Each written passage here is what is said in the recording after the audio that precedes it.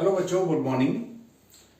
देखिए, आज हम एक नए चैप्टर का रिवीजन करने जा रहे हैं। बहुत ज़्यादा डिटेलिंग में तो लेके नहीं चलेंगे, लेकिन हर कॉन्सेप्ट को टच करते हुए इसका रिवीजन करने हम लोग जा रहे हैं। और ये चैप्टर है आपका chemical bonding and molecular structures.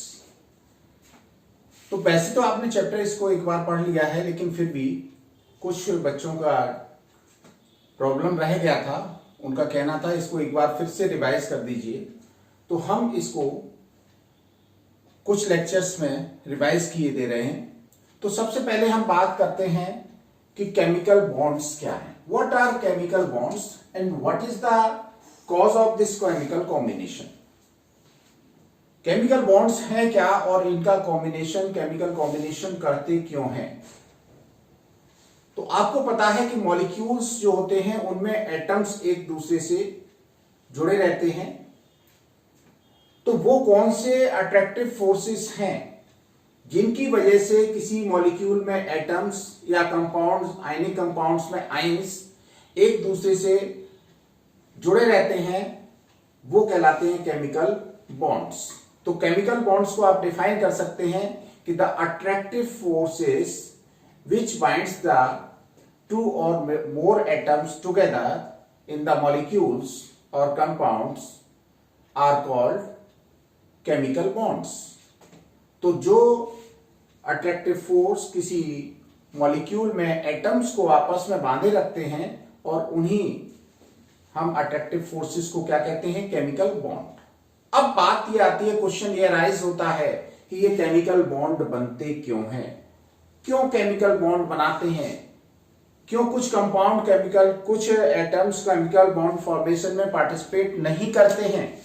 तो इसके लिए अलग अलग आपके साइंटिस्ट ने अलग अलग अपने अपने कॉन्सेप्ट दिए हैं, अपने अपने विचार रखे हैं कि इसलिए बनाते हैं। कुछ उन विचारों से सहमत नहीं थे तो उसमें कुछ इंप्रूवमेंट किए।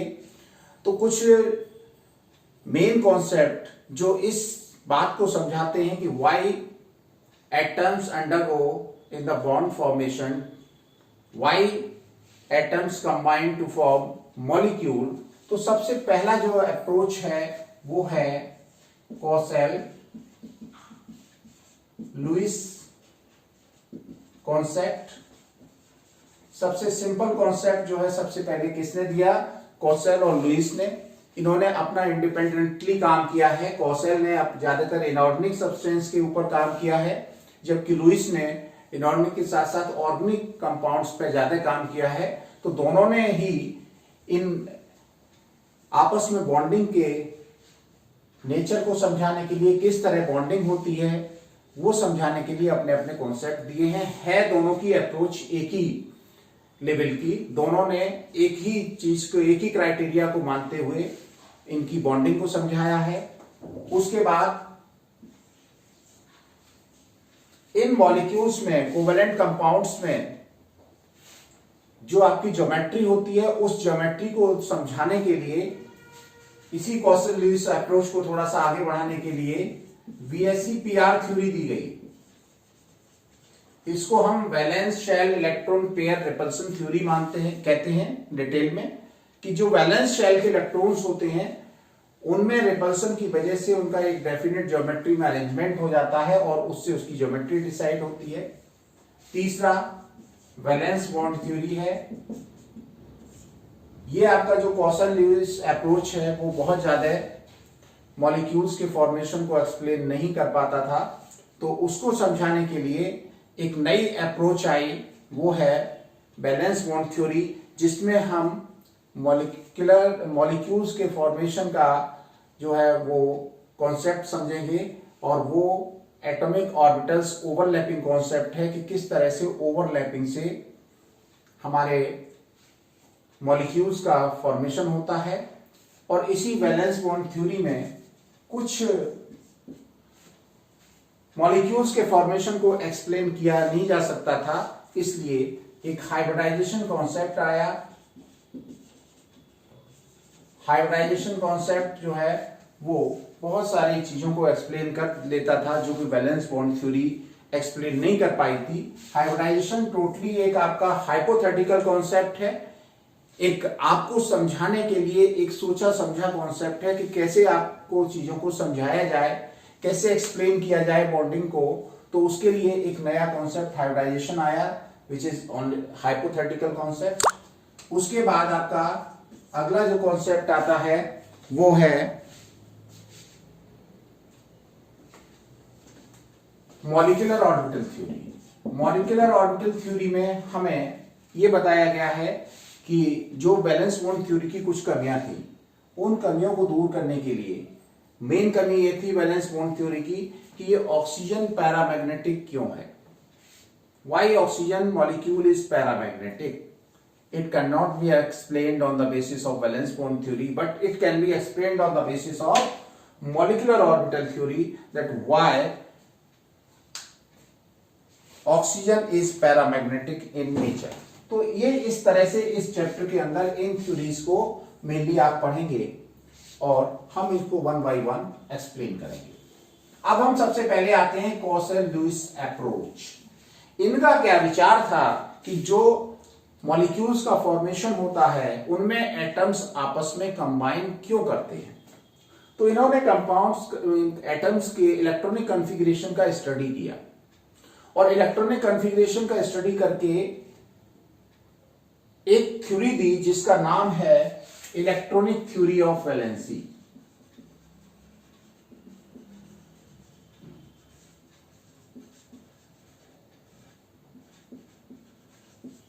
इसमें इन्होंने वैलेंसी को भी डिफाइन किया है और केमिकल कॉम्बिनेशन को भी डिफाइन किया है कि why atoms undergo chemical combination, why some atoms do not undergo in chemical combination.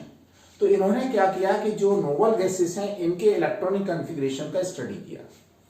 Noble gases में सबसे पहले आपकी क्या आती है? हीलियम। हीलियम का एटॉमिक नंबर है 2, इलेक्ट्रॉनिक कॉन्फ़िगरेशन था 1s2। दूसरा आपका नियॉन है, इसका 10 है, 1s2 2s2 2p6। आर्गन है 18 है, 1s2 2s2 2p6 3s2 3p6। Krypton आता है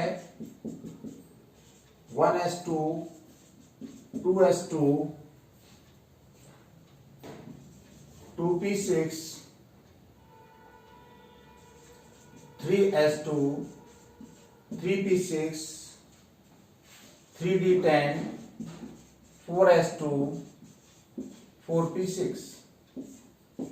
या इसको हम ऐसे भी लिख सकते हैं इलेक्ट्रॉनिक कॉन्फ़िगरेशन 2।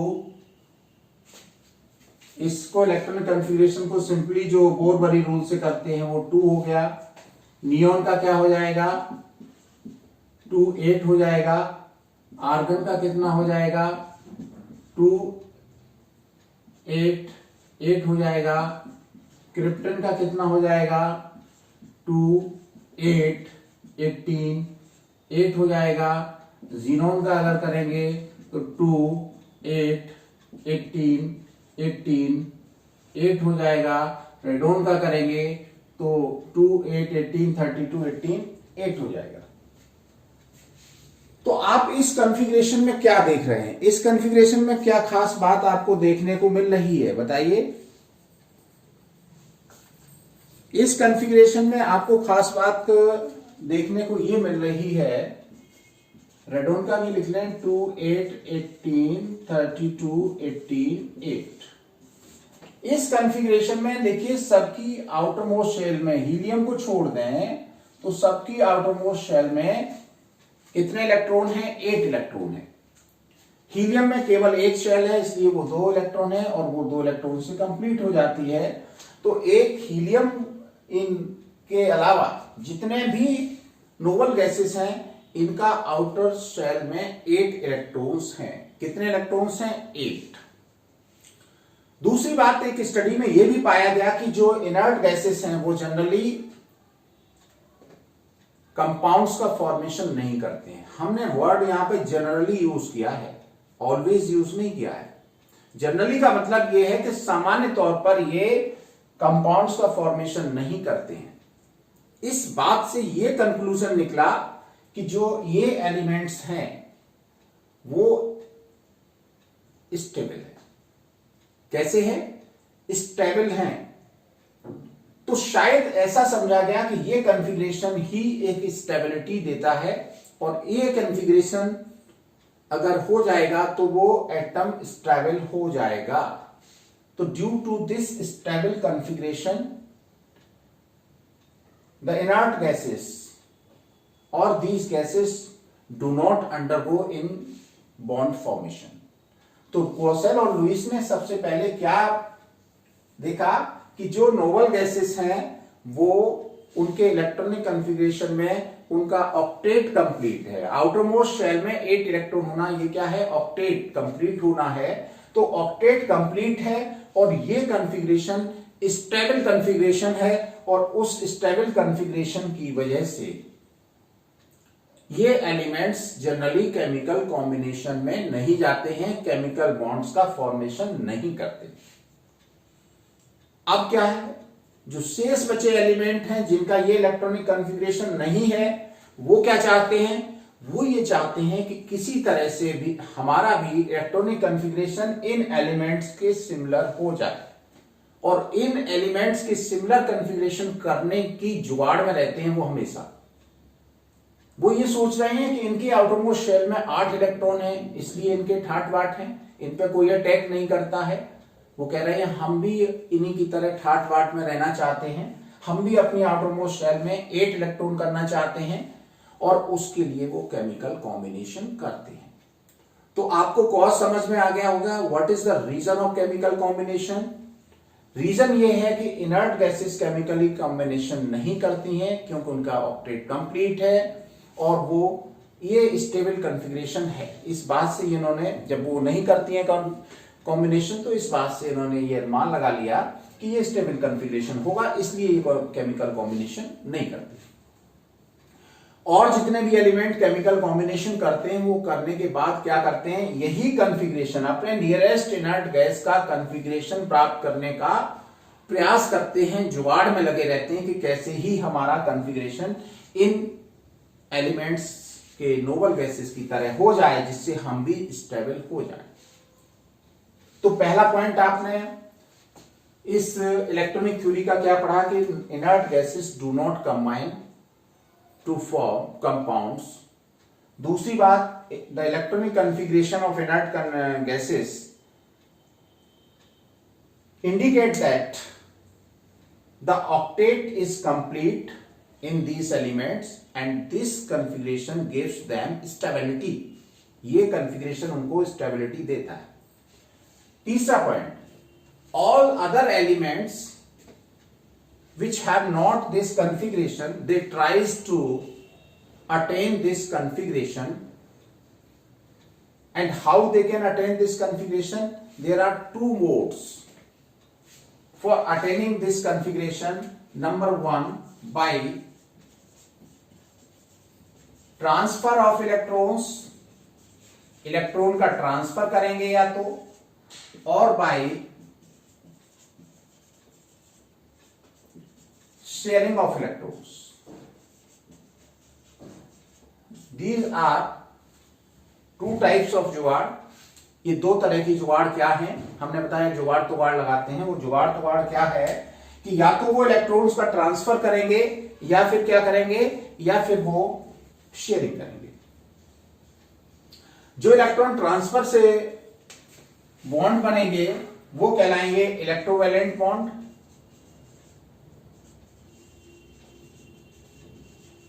और जो शेयरिंग से बनेंगे वो कहलाएंगे कोवैलेंट बॉन्ड। कोवैलेंट बॉन्ड, इनमें एक टाइप और है, कोऑर्डिनेट बॉन्ड भी बोला जाता है, उसमें भी शेयरिंग होती है।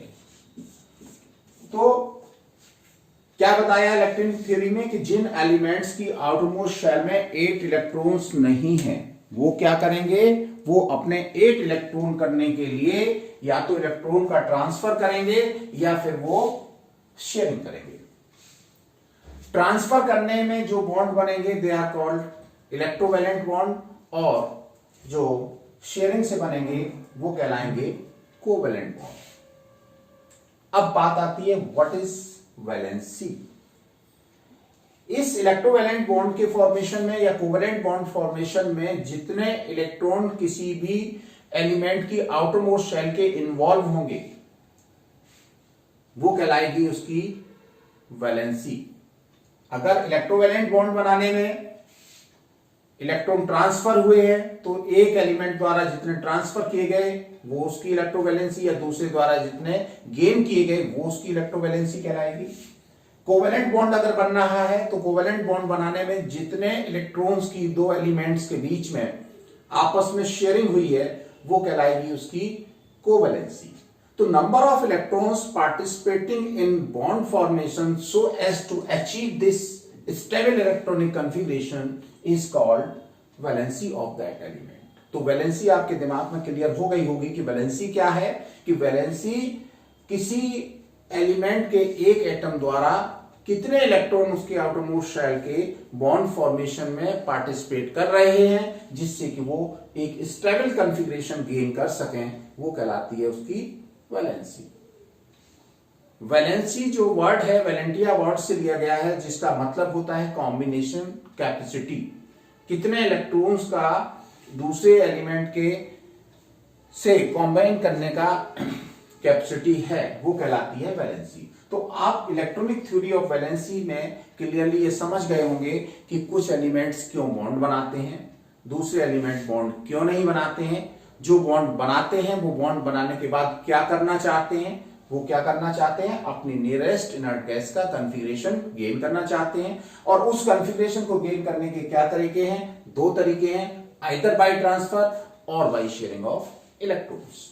तो अब आप इसको और आगे समझने से हमने बताया कि दो तरह के जो मोड हैं बाय ट्रांसफर और बाय शेयरिंग। इन मोड्स को समझने से पहले लुईस सिंबल्स के बारे में हम समझेंगे कि व्हाट आर लुईस सिंबल्स।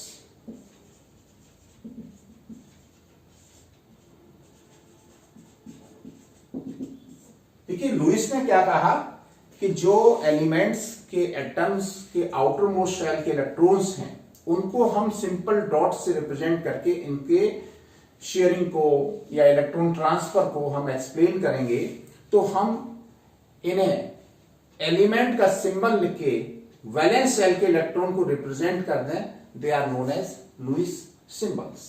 जैसे आपका बेरिलियम है, बेरिलियम के आउटर मोस्ट शेल में दो इलेक्ट्रॉन है, हम इस तरह से रिप्रेजेंट कर दें सिंबल लिख के, दो इलेक्ट्रॉन हो गए। लिथियम है Li, Li इससे पहले लिखिए, Li जो है इसकी आउटर मोस्ट शेल में कितने इलेक्ट्रॉन होंगे, एटॉमिक नंबर 3 है तो केवल एक इलेक्ट्रॉन होगा। इसका 4 है तो पहली में शेल में 2 हो गए, दूसरी में कितने हो गए, 2 हो गए। बेरिलियम के बाद बोरॉन आता है, बोरॉन का एटॉमिक नंबर कितना है, बोरॉन का 5 होता है। जनरली हम इलेक्ट्रॉनिक कॉन्फ़िगरेशन लिख लिया 2 और 3, तो ये वैलेंस शेल हो गई। वैलेंस शेल के इलेक्ट्रॉन हमने इस तरह से बना दिए। कार्बन का एटॉमिक नंबर 6 है तो इसका इलेक्ट्रॉनिक कॉन्फ़िगरेशन आप 2 4 लिख सकते हैं। ये इलेक्ट्रॉनिक कॉन्फ़िगरेशन 10th क्लासेस में आपने बहुत बड़ी रूल से सीखा होगा। तो कार्बन का इलेक्ट्रॉनिक कॉन्फ़िगरेशन करने से हमारे वैलेंस शेल में कितने इलेक्ट्रॉन आ रहे हैं, 4 आ रहे हैं। नाइट्रोजन का 7 है तो ये 2 5 हो जाएगा। तो नाइट्रोजन की वैलेंस शेल में हमने 5 इलेक्ट्रॉन्स आपके इस तरह से रिप्रेजेंट कर दिए। उसके बाद आपका ऑक्सीजन आता है, ऑक्सीजन की वैलेंस शेल में कितने इलेक्ट्रॉन हो जाएंगे, 2,6। तो ऑक्सीजन की वैलेंस शेल में इस तरह से हमने 6 इलेक्ट्रॉन दिखा दिए। फ्लोरीन का अगर हम देखना चाहें, फ्लोरीन का 9 होता है तो ये 2 7 हो जाएगा। तो फ्लोरीन की आउटर मोस्ट शेल में 2 4 6 7। और अभी अभी नियोन का इलेक्ट्रॉनिक कॉन्फ़िगरेशन आपको करके दिखाया था तो उसकी आउटर मोस्ट शेल में 8 इलेक्ट्रॉन थे। 8 इलेक्ट्रॉन जिनके भी थे उनके थर्ड वाट थे, तो ये तो थर्ड वाट वाला एलिमेंट है। तो इस तरह से ये हम क्या कहते हैं, इलेक्ट्रॉन डॉट सिंबल्स और लुईस सिंबल्स। तो इन सिंबल्स के द्वारा ही हम इस इलेक्ट्रॉनिक थ्योरी ऑफ वैलेंसी को समझेंगे, इनके बीच के बॉन्ड फॉर्मेशन को समझेंगे और हम उनके बीच में बॉन्डिंग को बना के देखेंगे। तो अब ये लुईस सिंबल के बाद हम सबसे पहले आते हैं जो बॉन्ड है, सबसे पहला वो है इलेक्ट्रोवैलेंट बॉन्ड। कौन सा बॉन्ड है? Electrovalent bond. हमने बताया था कि जब दो एलिमेंट्स कॉम्बिनेशन करने जा रहे हों, उनमें से एक एलिमेंट की इलेक्ट्रॉन लूज करने की नेचर हो या एक एलिमेंट इलेक्ट्रोपॉजिटिव हो, दूसरा एलिमेंट इलेक्ट्रोनेगेटिव हो, तो उनकी बात आपस में बन जाएगी। क्यों बन जाएगी?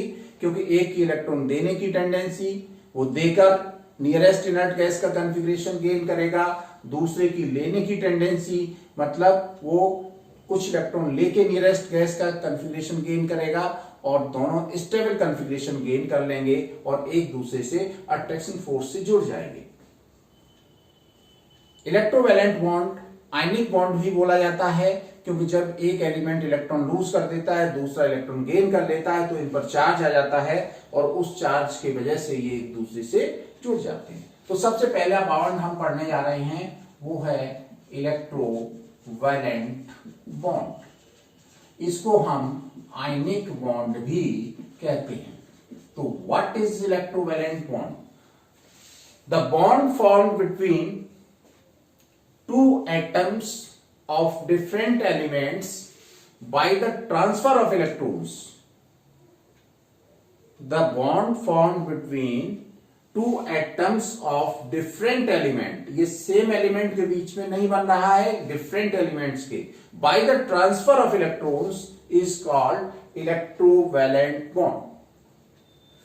जैसे एग्जांपल देख लें, सोडियम क्लोरीन के पास आया, ये इलेक्ट्रोपॉजिटिव एलिमेंट है, Cl इलेक्ट्रोनेगेटिव एलिमेंट है। तो सोडियम का इलेक्ट्रॉनिक कॉन्फ़िगरेशन आपने देखा 281 होता है, इसका 287 होता है। इसकी आउटरमोस्ट शेल में 1 इलेक्ट्रॉन है, इसके में कितने हैं?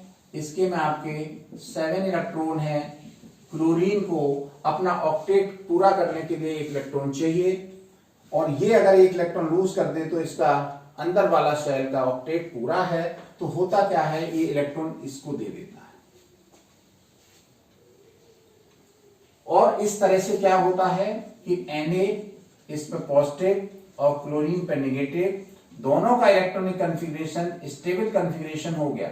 हमने आपको बताया था कि सारे एलिमेंट इस जुगाड़ में लगे हैं कि वो नियरेस्ट इनर्ट गैस का कॉन्फ़िगरेशन गेन कर लें। तो इसने नियॉन का, इसने आर्गन का इलेक्ट्रॉनिक कॉन्फ़िगरेशन गेन कर लिया और इनके दोनों के बीच अपोजिट चार्ज होने की वजह से electrostatic force of attraction create हो गए। इनके बीच में कुछ होने लगा। वो क्या होने लगा? इलेक्ट्रोस्टैटिक फोर्स ऑफ अट्रैक्शन लगने लगा और इस इलेक्ट्रोस्टैटिक फोर्स ऑफ अट्रैक्शन से ये हमारे एक दूसरे से जुड़ गए। इसलिए इसको हम क्या कहते हैं? इलेक्ट्रोवैलेंट बॉन्ड कहते हैं। तो एक एग्जांपल ये हो गया। दूसरा एग्जांपल देखिए, MgCl से कॉम्बिनेशन करने के लिए चला। Mg के पास 2 इलेक्ट्रॉन, ठीक है ना। Cl के पास कितने इलेक्ट्रॉन? Cl के पास 7 इलेक्ट्रॉन। भाई इसके पास 1 इलेक्ट्रॉन डोनेट करने के लिए था तो वो एक ही क्लोरीन से जुड़ सकता था। इसके पास 2 इलेक्ट्रॉन देने की क्षमता है, तो ये मोनोवैलेंट 2 एटम्स, मतलब जिनकी मोनोवैलेंट 2 एटम्स या बाइवैलेंट जिनकी इलेक्ट्रॉन लेने की 2 इलेक्ट्रॉन लेने की कैपेसिटी होगी, उनसे ये जुड़ सकता है। तो इसने 1 इलेक्ट्रॉन इसे दे दिया, 1 इसे दे दिया और कहा कि तुम अपना ऑक्टेट पूरा करो, हम भी स्टेबल, तुम भी स्टेबल। और इस तरह से ये Mg+2 और Cl माइनस और इनके बीच में आपके कौन से electrostatic force of attraction create हो गए और MgCl2 का फॉर्मेशन हो गया। यहां अगर हम देखें इलेक्ट्रोवैलेंसी सोडियम की भी एक है, क्लोरीन की भी एक है, because both elements involving one electron in bond formation. ये एक इलेक्ट्रॉन ले रहा है, ये एक इलेक्ट्रॉन दे रहा है, इसलिए इसकी इलेक्ट्रोवैलेंसी 1 है, इसकी भी इलेक्ट्रोवैलेंसी 1 है। वैलेंसी कभी भी पॉजिटिव नेगेटिव नहीं होती। वैलेंसी केवल उनकी कंबाइनिंग कैपेसिटी को बताता है कि कितने इलेक्ट्रॉन लिए या दिए। तो वैलेंसी में हम कभी पॉजिटिव और नेगेटिव साइन का यूज नहीं करेंगे। हम केवल ऑक्सीडेशन स्टेट जब बताते हैं तो बताते हैं कि उसकी +2 या -1 ऑक्सीडेशन स्टेट होता है चार्ज। लेकिन वैलेंसी केवल कंबाइनिंग कैपेसिटी बताती है। तो यहां Mg की वैलेंसी 2 है, यहां पर चार्ज कितना आया +2, और क्लोरीन पे कितना चार्ज आया है -1। तो यहां क्लोरीन की जो है वैलेंसी है 1 और Mg की है 2।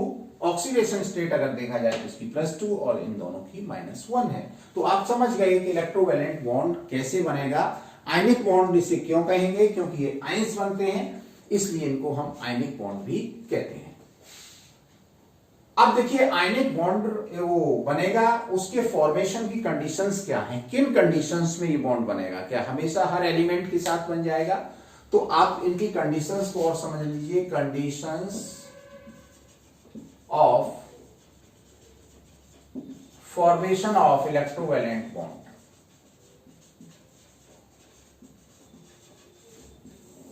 पहली कंडीशन ये है कि जो भी इलेक्ट्रोपॉजिटिव एलिमेंट है उसकी आयनाइजेशन एंथैल्पी कम होनी चाहिए। Ionisation enthalpy of electropositive element should be low so that element can easily lose the electron. अगर आयनाइजेशन एंथैल्पी हाई होगी तो इलेक्ट्रॉन लूज कर ही नहीं पाएगा।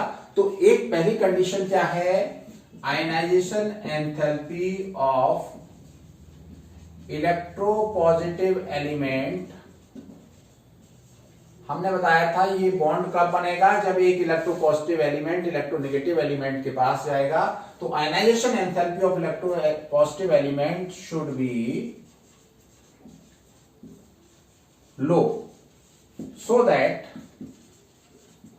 it can easily lose the electron।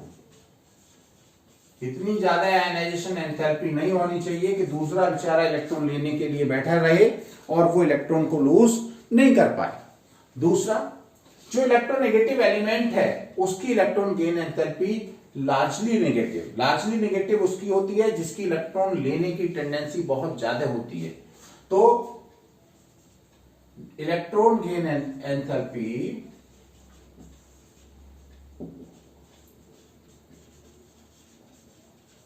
Of electronegative element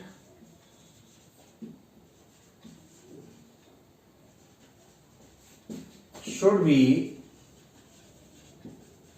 highly negative so that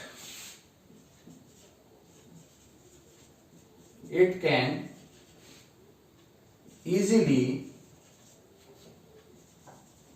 gain the electron।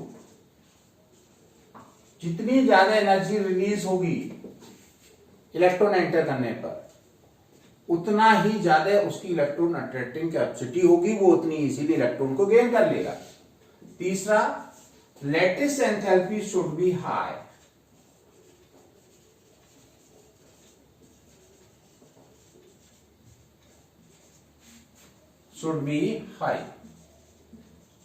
जब opposite charge ion एक दूसरे से मिलते हैं तो एनर्जी रिलीज होती है जिसको हम लैटिस एंथैल्पी कहते हैं।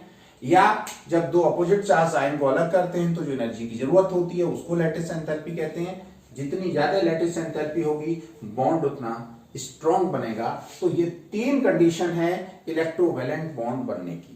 इन कंडीशन में इलेक्ट्रोवैलेंट बॉन्ड बनेगा, अन्यथा हर एक का हर एक के साथ बॉन्ड नहीं बनेगा। जो दो एटम कंबाइन करने जा रहे हैं तो एक जो इलेक्ट्रोपॉजिटिव एलिमेंट है उसकी आयनाइजेशन एंथैल्पी कम होनी चाहिए, इलेक्ट्रोनेगेटिव एलिमेंट की गेन एंथैल्पी हाईली नेगेटिव होनी चाहिए, और अगर बॉन्ड स्ट्रॉन्ग बनना है तो उसमें लैटिस एंथैल्पी जो है वो हाई होगी। तो ये केमिकल बॉन्ड फॉर्मेशन की कंडीशंस आपको हमने एक्सप्लेन कर दी। अब हम इलेक्ट्रोवैलेंट कंपाउंड्स के कैरेक्टरिस्टिक्स के बारे में थोड़ा सा डिस्कस करेंगे कि what are the characteristics of electrovalent compounds. तो कैरेक्टरिस्टिक्स ऑफ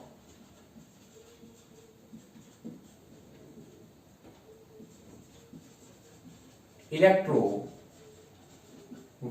कंपाउंड्स और ionic compounds.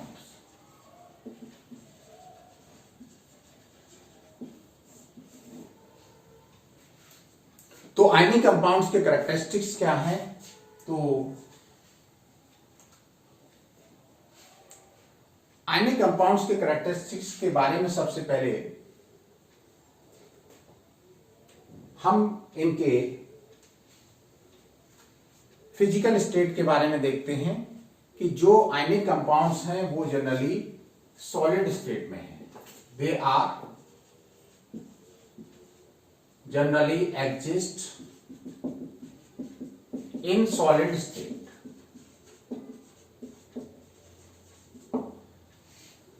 They are hard and brittle. They are hard and brittle. Solid state में क्यों एग्जिस्ट करते हैं? सॉलिड स्टेट में इसलिए एग्जिस्ट करते हैं कि उनके बीच के इलेक्ट्रोस्टैटिक फोर्स ऑफ अट्रैक्शन बहुत हाई होते हैं। मैटर की किसी भी स्टेट में एग्जिस्ट करना वो इस बात पर डिपेंड करता है कि किसी पर्टिकुलर टेम्परेचर पर उनके बीच के अट्रैक्शन फोर्स कितने हाई हैं और थर्मल एनर्जी कितनी कम है। हर टेम्परेचर पर हर सबस्टेंस के मॉलिक्यूल में एक एनर्जी होती है जिसकी वजह से वो इधर उधर भागते हैं और एक अट्रैक्शन फोर्स लगता है जिसकी वजह से वो पास पास आते हैं। तो थर्मल एनर्जी और इलेक्ट्रोस्टैटिक फोर्स ऑफ अट्रैक्शन, इन दोनों के बीच का जो कंपटीशन है उसमें फोर्स ऑफ अट्रैक्शन अगर जीतता है तो वो स्टेट आपकी सॉलिड स्टेट कहलाएगी। तो इसमें ये सॉलिड स्टेट में इसलिए एग्जिस्ट करते हैं कि इनके बीच के electrostatic force of attraction high होते हैं। They are hard and brittle. Hard होते हैं, ब्रिटल का मतलब जब उन पर चोट मारते हैं तो बिखर जाते हैं। डक्टाइल नहीं होते हैं। डक्टाइल वो होते हैं जो फैल जाते हैं, लेकिन इनमें ब्रिटल नेचर होती है। दूसरा, melting point and boiling points are high. Melting और बॉइलिंग पॉइंट इनके हाई होते हैं। हाई इसलिए होते हैं कि इनके बीच के जो strong electrostatic force of attraction है उनको ब्रेक करने के लिए ज्यादा एनर्जी की जरूरत होती है, इसलिए हाई होते हैं। तीसरा, गुड कंडक्टर ऑफ, अच्छा सॉल्वेंट, इनकी सॉल्युबिलिटी देख रहे हैं। They are soluble, they are soluble in polar solvents like water but are insoluble in non-polar solvents। देखिए, जो आयनिक कंपाउंड्स होते हैं इनके बीच में जो इलेक्ट्रोस्टैटिक फोर्स ऑफ अट्रैक्शन लगते हैं,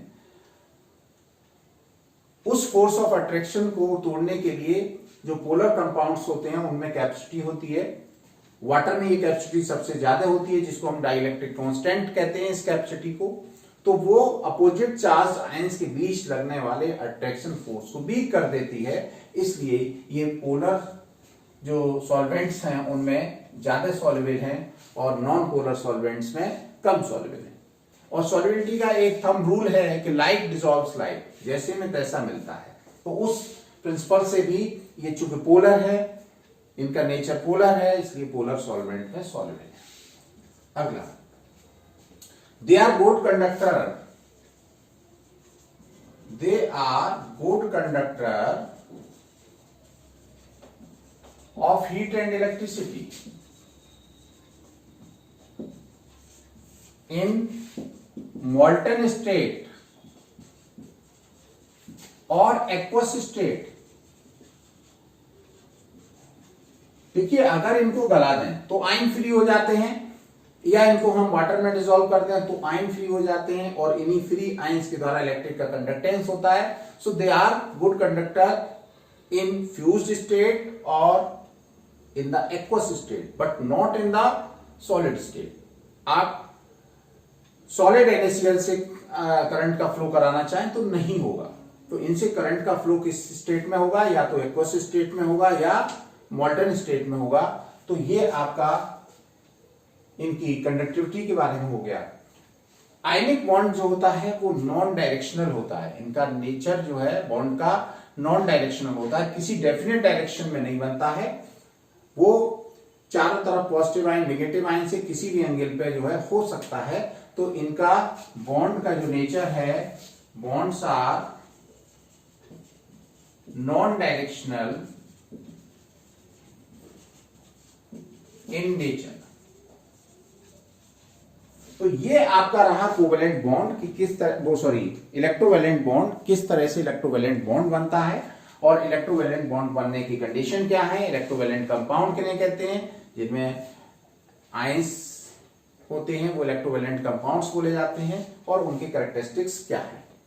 आगे अगले लेक्चर में हम कोवेलेंट बॉन्ड्स का रिवीजन कराएंगे, आपको कोवेलेंट बॉन्ड फॉर्मेशन की कंडीशंस बताएंगे, और फिर उसके बाद हम VSEPR थ्योरी को रिवाइज करेंगे। तब तक ये आप जो लेक्चर है सभी लोग रिवाइज कर लें एक बार फिर से, और इसको अगर पसंद आया है तो लाइक करके भेजिए हमारे पास, जिससे आपको हमें ये भी पता चले कि आपने पूरा, अगर हम ये बात लास्ट में बोल रहे हैं इससे ये पता चलेगा कि आपने पूरा लेक्चर देखा है या नहीं। तो आप इसको पूरा देख के अगर आपको समझ में आया ठीक से तो लाइक करिए, जिससे हम अगला चैप्टर, अगला टॉपिक जो है बहुत जल्दी आपको एक्सप्लेन कर सकें। Thank you.